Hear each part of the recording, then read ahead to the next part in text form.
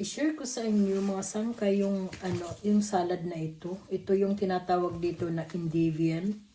Yung Endivian na ito ay medyo mapait. Kaya ang gagawin ko dito para hindi mapait, kasi na ko ito na natutulan ko ito doon sa ex-German na asawa. Ganito siya magluto para hindi daw pumait. So, ang gagawin ko dito ay kukuha lang ako ng konting dahon dahil lang naman kami, 2 tao lang naman kami. So, ang gagawin ko dito, tanggalin ko itong tapos ito para bukas. Lilinisan ko ito at saka gugupitin.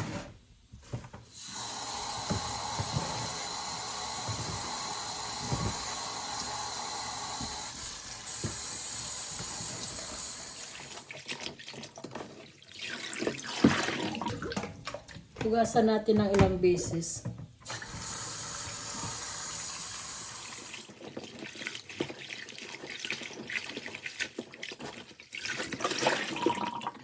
So, ang gagawin ko dito ay ko lang, yung i-slicing ko lang siya ng maliliit.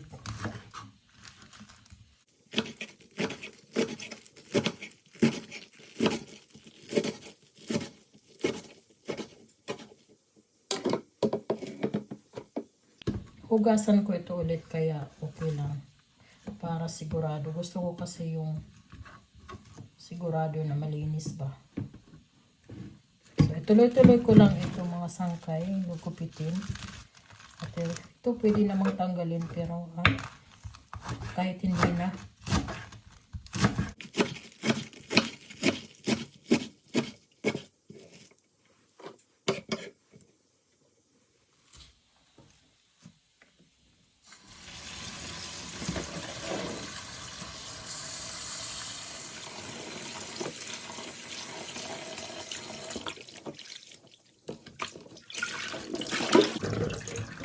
Tapos tanggalin natin yung tubig dito sa salad.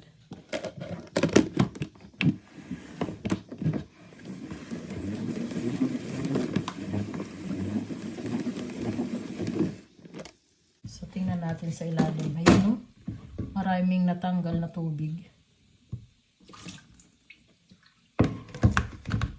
So ang susunod na gagawin natin ay tayo ng patatas, kasi ito yung patatas ang nagpapatanggal ng ng pait, at hindi lang doon sa sa patatas, kundi ang importante doon sa paglalagay ay yung mainit na patatas.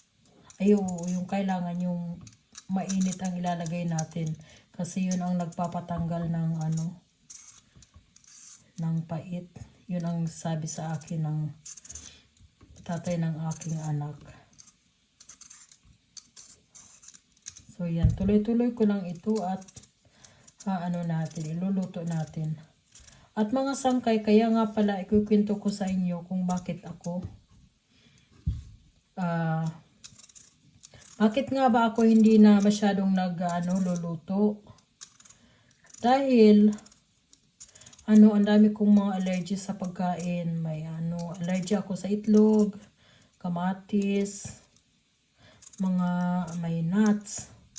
Tapos lactose intolerance pa ako. Tapos yung prutas din, yung fruit sugar, bawal din sa akin. So hugasan ko lang ito. At lutuin natin. Kaya hindi na ako masyadong nagluluto-luto. Saka bawal sa akin ang sugar. Kasi dahil may ako yung IBS. Bawal ang mga matatamis sa akin.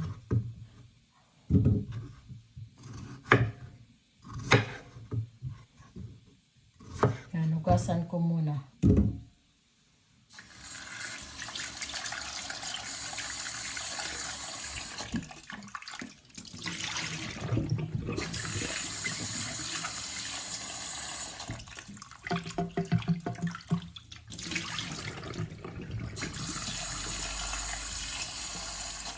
So yan, isalang na natin. Yung ibang nagluluto ng ng patatas, nilalagyan nila ng asin, pero ako hindi na.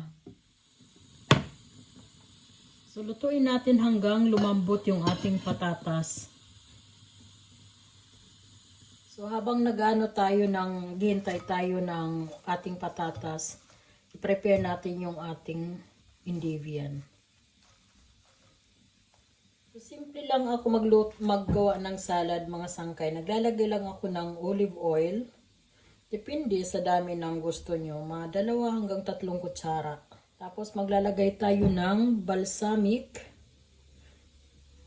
Siguro 1 kutsara lang. Maglagay din tayo ng black pepper. Hindi ako maglalagay ng salt kasi yung asawa ko bawal sa kanyang may salt. Pwede naman kayo maglagay ng salt. Kunti lang. Haluin natin.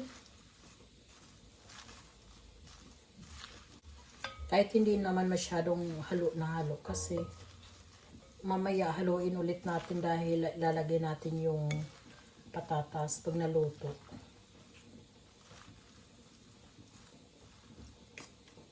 Kung gusto niyo pwede kayong maglagay ng mga nuts, cucumber, kahit ano, paprika, kahit anong gusto niyo inilagay dito.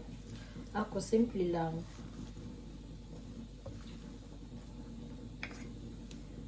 Tingnan natin kung malambot na. Yan, malambot na. So, gagamit lang tayo ng mga ilang piraso. Huwag natin ubusin yung kasi pwede naman yan kainin or i-toppings. Ganyan lang. Durugin lang natin. Ang importante dito para para hindi maging mapait yung ating Indivian. Yung init, hindi yung mismo, yung patatas mismo, kundi yung init ng ng patatas. Akala ko noon, yung yung patatas mismo. Hindi pala. Kaya kailangan natin pagkatapos madurog, ilagay natin kaagad sa ating Indivian.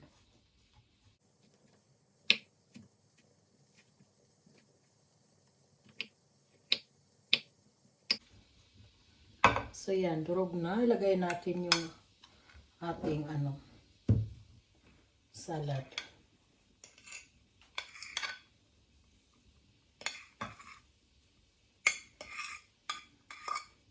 Ganyan po ang sekreto para hindi mapait. Hindi naman masyadong mapait ang Indivian, pero may kunting lang pait. Yan, haluin natin kaagad.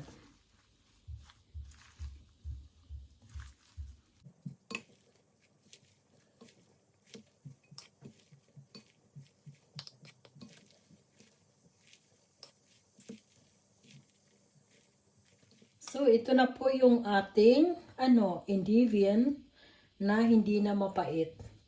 Yung nagtira ko ng 4 at itinappings ko yung patatas. So, mga sangkay, sana nagustuhan niyo yung aking recipe na ito at kung gusto nyong gawin, ganito lang po kasimple yung aking paggawa ng salad. So, good appetit!